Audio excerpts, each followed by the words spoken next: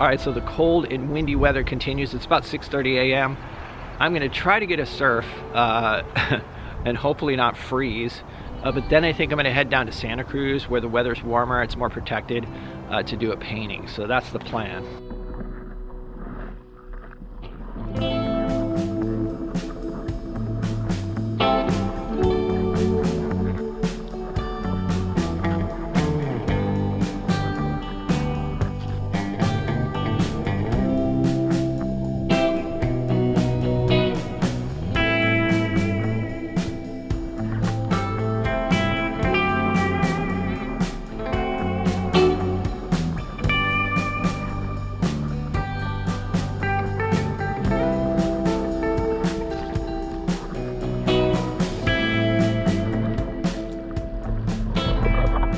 All right, so I'm at Lighthouse Field State Park in Santa Cruz, and I'm actually not gonna paint the beach today. I'm gonna try to paint some trees. All right, so I think I'm gonna do something with this scene here, but I'm gonna move some things around.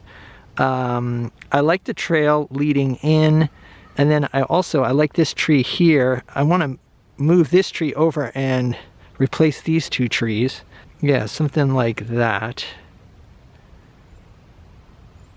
It's amazing how much more relaxed I am, being that this scene is not going to really change very much. You know, as you guys know, painting seascapes, it's constantly changing, so I always feel like I'm in a rush.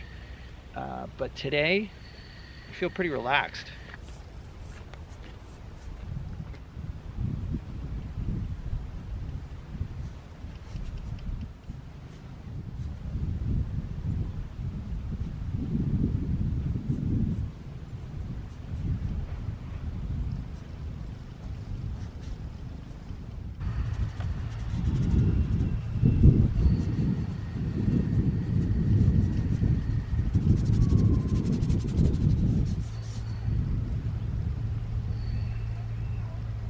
Okay, so here is the compositional idea.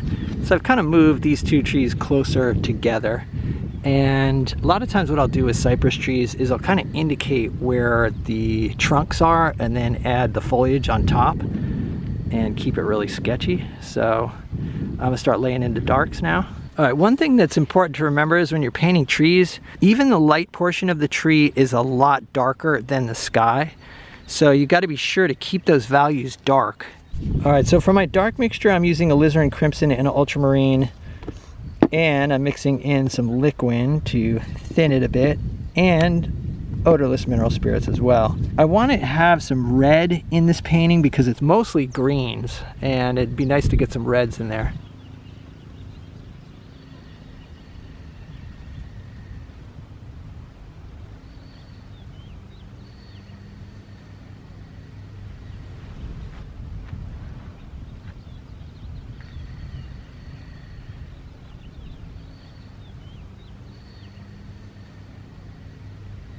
Yeah. Chamberlain? Yeah. Yeah, Erica Perla. Oh, nice to meet you. I've heard your name. You're a painter too. Yeah, we've been in some shows together. Yeah, the yeah, California Art Club and the Studio Gallery and stuff. Yes, yes, right. Just down for the day? Yeah, just running from the wind and the cold. Yeah. Up near San Francisco, Oh, yeah. yeah. Enjoy. All right, nice to meet you. Yeah.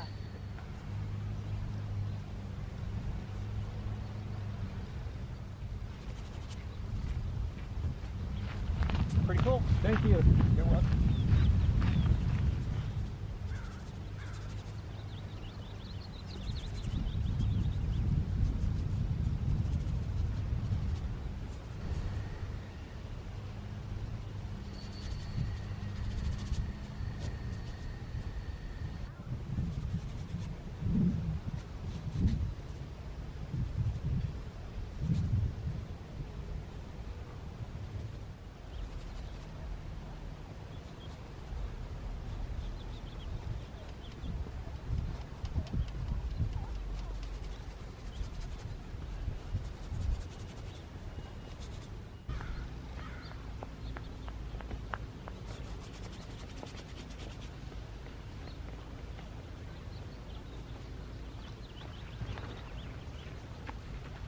Okay, so there is the block in, and at this point I'm really just focusing on the composition and the shapes.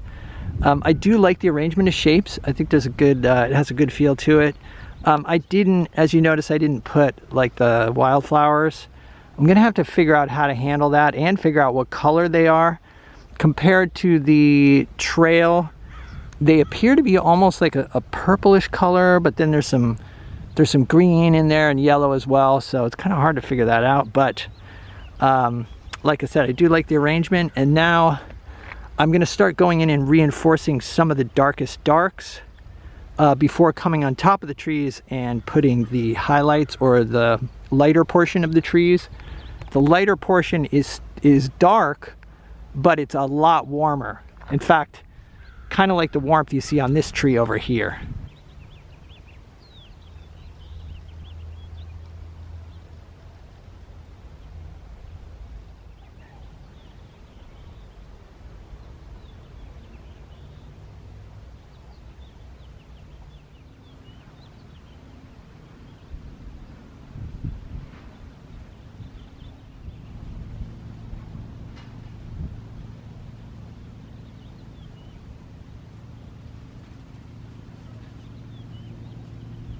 So next I'm gonna mix up the light portion of the trees. And like I said, it's pretty warm. So I'm adding a lot of alizarin crimson. I started with kind of a green mixture using phthalo and cad yellow medium. Then I started adding alizarin crimson until I got this nice warm orangish color. Now it's still gotta be dark enough to stand out against the sky, but it's gotta, you know, have contrast with the really dark portion of the tree.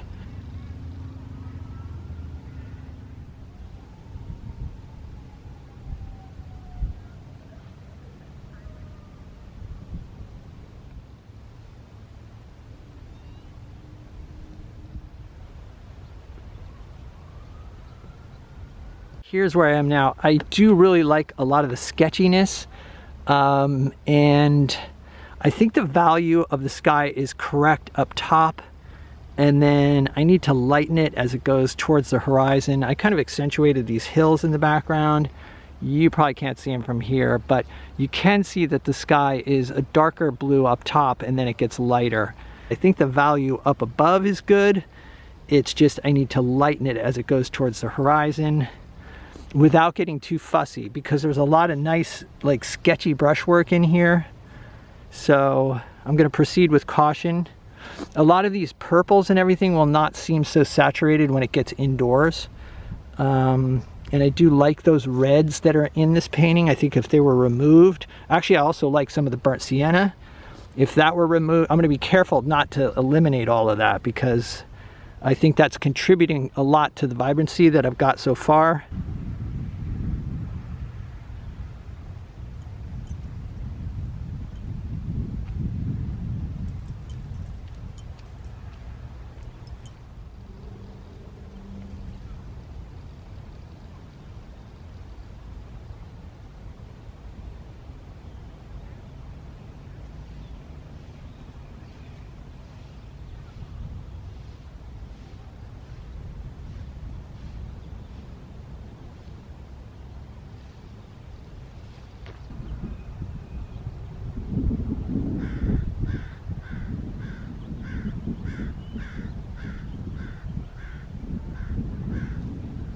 Okay, so I had to be really careful not to overwork this thing.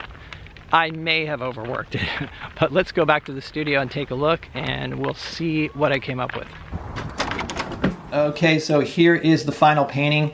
I didn't include a lot of the final process, you know, trying to paint these flowers in the foreground. This was probably the most difficult portion right in here. Sometimes painting wildflowers, it can just look too cute or too cliche or precious or whatever, and I didn't want that. So, and it started looking that way. It was getting overworked, and then so I just loaded up the brush and just kind of started scrubbing on here. I used a number 8 natural bristle flat for the whole painting.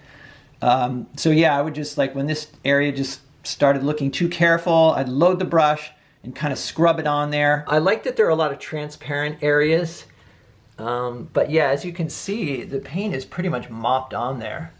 I finally came up with something that I was happy with, but it probably took me about 3 or 4 tries. The bits of grass in the trail took multiple tries as well. At first they looked too square and just kind of pasted on, So it took a little bit of effort and experimentation to get them to look like, you know, actually grass on the trail. The trail here also was a little too opaque, so I loaded up the brush with liquid and kind of just scrubbed it on there, thinned it out a bit so that there's a bit of directional, directional strokes are visible in the transparent paint, which I really like. Okay, so it was really nice to get out of the fog and the wind up by San Francisco. It was really warm and comfortable. And like I said, it was a very relaxed process because, you know, I didn't feel like everything was in motion as I do when I'm painting a seascape. So it was nice and sheltered, nice and warm. There were a lot of people coming by, but, you know, people were curious. So I had some nice conversations as well. So this is a location that I'm going to explore some more. I think there's a lot of compositional opportunities. And like I said, it's just a really pleasant place to paint. So anyway, let me know what you guys think in the comments. If you'd like to see some extra videos and help support the channel, there's a Patreon link down below. Other than that, stay creative, and I'll see you guys in the next video.